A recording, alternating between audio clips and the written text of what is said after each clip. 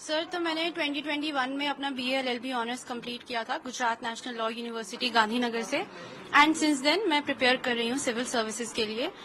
Last year मैंने Jammu and Kashmir civil services का examination qualify किया था और साथ ही साथ मैं यूपीएससी की भी प्रिपरेशन कर रही थी। ये मेरा थर्ड अटेम्प्ट था यूपीएससी में and I am very thankful. जी सर, मेरा मेन एम तो हमेशा से यूपीएससी सिविल सर्विसेज ही रहा है, तो उसी के दौरान मैंने Jammu and Kashmir state civil services का भी एग्जामिनेशन दिया था। तो I was in the process of UPSC also, क्योंकि after I qualified the Jammu and Kashmir civil services examination मैंने यूपीएससी का मेंस लिखा और फिर while I was undergoing training, अभी मेरी ट्रेनिंग चल रही है, तो मैंने जो अपना पर्सनालिटी टेस्ट है यूपीएससी का वो अभी ट्रेनिंग के दौरान ही दिया।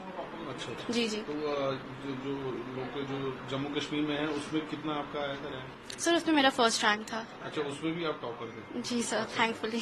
तो अभी इसमें 7th आपका रैंक आया ओवरऑल। जी सर। तो किस तरह की तैयारी, सब यही पूछते किस तरह की तैयारी रही, क्या क्या आपने पढ़ाई की, कैसे इसको अटेम्प्ट किया?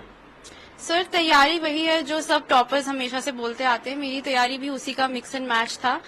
कोचिंग मैंने कोई नहीं ली, बट जो मटेरियल, जो बेसिक सोर्सेज सब टॉपर्स सजेस्ट करते हैं मैंने भी वही फॉलो किया था।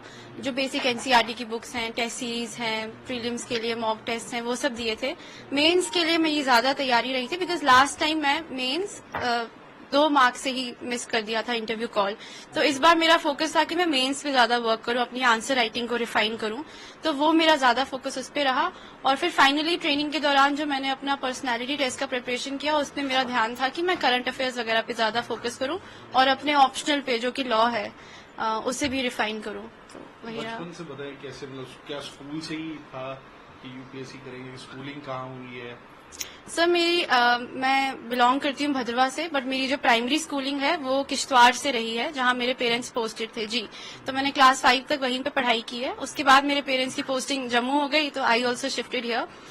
चैलेंजेस वैसे तो कुछ खास रहे नहीं, बट यही है कि जब आप शिफ्ट करते हैं कितने रिमोट और बैकवर्ड एरिया से टू जम्मू, तो वो थोड़ा चैलेंजेस तो रहते हैं, बिकॉज एक हिंदी मीडियम स्कूल से आप डायरेक्टली इंग्लिश मीडियम स्कूल में अगर पढ़ रहे हैं तो वहां पे आपको थोड़ा अकेडमिक का भी डिफरेंस होता है, एकेडमिक्स का, वो सब चैलेंजेस रहे। बट मन में हमेशा से यही था कि मैं कोई ऐसी जॉब ज्वाइन करूं जहां पे मैं पार्ट ऑफ द सोल्यूशन रहूं rather than being a part of the problem. क्योंकि बचपन से ही मुझे मैं अपने पेरेंट्स से पूछती थी कि ये प्रॉब्लम ऐसी क्यों है, सड़क क्यों है खराब, या हमारे घर में क्यों नहीं है टेलीफोन का कनेक्शन। तो वो कहते थे कि प्रॉब्लम मत बनो, सोल्यूशन बनो, डीसी बन के करना खुद सॉल्व। तो वो मुझे ऐसे बोलते थे, तो फिर वहां से मेरे दिमाग में आया कि चलो let's try to be a part of the solution. तो कहीं ना कहीं आपको लगता है, जो आप बहुत दूर दराज में रहे किश्तवाड़ में, तो वहाँ पहाड़ी था, कहाँ भी प्रॉब्लम थी, तो वही कहीं आपके मन में आ गया था कि मैं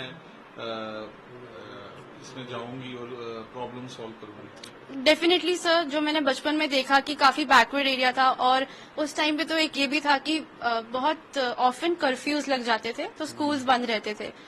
तब मुझे ये भी नहीं मालूम था कि ये क्या हो रहा है, क्यों स्कूल बंद है, हम क्यों नहीं स्कूल जा रहे। तो वो सब हमेशा से हम पढ़ते थे कि अच्छा डीसी का ऑर्डर आया तो कर्फ्यू लग गया, ये हो गया। तो मैं पूछती थी ये क्या है, ये क्यों है। तब मेरे पेरेंट्स ने कहा कि ये हमारा जो सोल्यूशन प्रॉब्लम का जो है, या कोई भी इशू अगर रिजॉल्व करना है, तो you have to be a part of the executive. So I think वहां से दिमाग में था कि कैसा लग रहा है इतना दूर दराज इलाके से आप आ रहे हैं, बेसिकली भद्रवा इतना दूर दराज इलाका है, वहां से आप आज यहाँ पे इतना बड़ा एग्जाम आपने क्वालिफाई कर ऐसा रैंक लाया? सर आई थिंक ये जर्नी काफी टर्ब्यूलेंट रही है मैं कहूंगी, बट ये सिर्फ मेरी जर्नी नहीं है। बहुत सारे बच्चे ऐसे हैं जो इतने दूर दराज इलाकों से निकल के आते हैं, अपनी एजुकेशन बाहर से कंप्लीट करते हैं और फिर वो ऐसे एग्जाम्स क्वालिफाई करते हैं। मुझे लगता है I am just one of them. बाकी भी बच्चे हैं जिनकी स्ट्रगल्स मुझसे काफी ज्यादा है, तो मुझे लगता है उस सबको देख के मुझे लगता है मेरी स्ट्रगल्स इतनी ज्यादा नहीं है, मैं तो काफी कंफर्टेबली रही हूँ।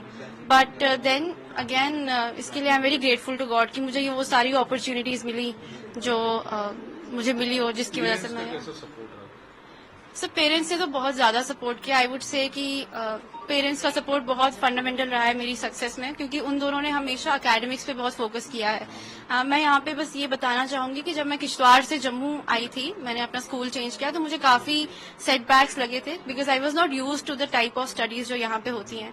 तब हिंदी मीडियम था? हिंदी मीडियम था और बहुत ही आई वुड से एजुकेशन उतनी अच्छी नहीं थी जैसी हम अपने बच्चों को देना चाहेंगे। तो जब मैंने यहाँ पे शिफ्ट किया मुझे थोड़ा सा एक कॉम्प्लेक्स भी फील हुआ कि मैं तो नहीं हूँ उस कैलिबर की शायद। But then my mother told me that you have to prove yourself, because किसी ने मुझे ये तक कह दिया था कि ये तो कुएं का मेंढक है, वहां पे टॉप करती है, यहाँ पे करेगी कि नहीं। अब वो बात मेरे दिमाग में ऐसी बैठी कि touch would by the grace of God I decided that I will top everything that I set my foot into. So I think वो हार्ड वर्क की भावना और वो पढ़ाई की तरफ जो है वो पेरेंट्स और फैमिली की तरफ से ही आया है। स्कूल में आपने फिर टॉप किया जब मैंने? यस सर, मैंने अपने स्कूल में भी टॉप किया था। स्कूलिंग के बाद? स्कूलिंग के बाद मैंने 2016 में कॉमन लॉ एडमिशन टेस्ट होता है फॉर द NLUs लॉ के लिए, मैंने वो क्वालिफाई किया and I got into Gujarat national law university Gandhinagar. वहां पे मैंने 5 ईयर का BA LLB ऑनर्स किया और उसके बाद 2021 में I started my preparation for civil services. तो बिल्कुल कोई ट्यूशन या कोई होता है ना, इसमें काफी सारे जो हेल्प कोर्सेज होते हैं, कोचिंग होती है, तो वो कोई आपने नहीं लिए? सर पर से मैंने कोई क्लासरूम कोचिंग नहीं ली, कोई फाउंडेशन कोर्स नहीं लिया। जो क्रैश कोर्सेज ऑनलाइन आते हैं मैंने वो 1-2 यूज किए थे, और जो टेस्ट सीरीज होती है मेंस की उनको मैंने यूज किया था फॉर माय लास्ट अटेम्प्ट और उनसे काफी हेल्प मिली। But I think apart from that जो टॉपर्स की टॉक्स अवेलेबल है ऑनलाइन फ्रीली, या जो क्लासेस फ्रीली अवेलेबल हैं यूट्यूब पे, जो मटेरियल ऑनलाइन अवेलेबल है, that is more than enough for anybody to crack the exam. तो मतलब जो इंटरनेट ने काफी हेल्प किया? Yes sir, I would say internet has been pivotal. Without internet connection नहीं हो पाता एग्जाम क्लियर। तो मतलब जो सोशल मीडिया में मतलब पढ़ के भी IAS में अच्छा आप कर सकते हो, मतलब आपका कहना है? I think the key is to use internet and social media very wisely, because social media use नहीं करना है आपको, बस अपना जो रिसोर्सेज है वो लेने हैं वहां से। आपको खुद नहीं घुस जाना है सोशल मीडिया और उन सब इंटरेक्शंस में। You don't have to become a part of social media. तो मैंने वो सारे एप्स को यूज नहीं किया, इंस्टा, फेसबुक, वो सब तो नहीं, बट बाकी यूट्यूब, टेलीग्राम, ये सब एप्स जहां से स्टडी मटेरियल में ले सकती थी उनको मैंने यूज किया। तो अब आगे का फ्यूचर में क्या की सोच है कि आगे किस तरह क्या बनना है, क्या किस तरह देश को किस तरफ मोड़ के लेके जाना है? सर मुझे लगता है ये बहुत रिटोरिकल क्वेश्चन है कि हम देश को किस तरफ लेके जाएंगे। I think in our capacity हम जहां भी पोस्टेड हों, किसी छोटे से छोटे गांव में भी क्यों ना पोस्टेड हों, कंट्री के किसी भी पार्ट में क्यों ना पोस्टेड हों, वहां के लोगों की जिस भी तरीके से हेल्प कर सकें ताकि अगर उस छोटे से एरिया में भी चेंज आ सके।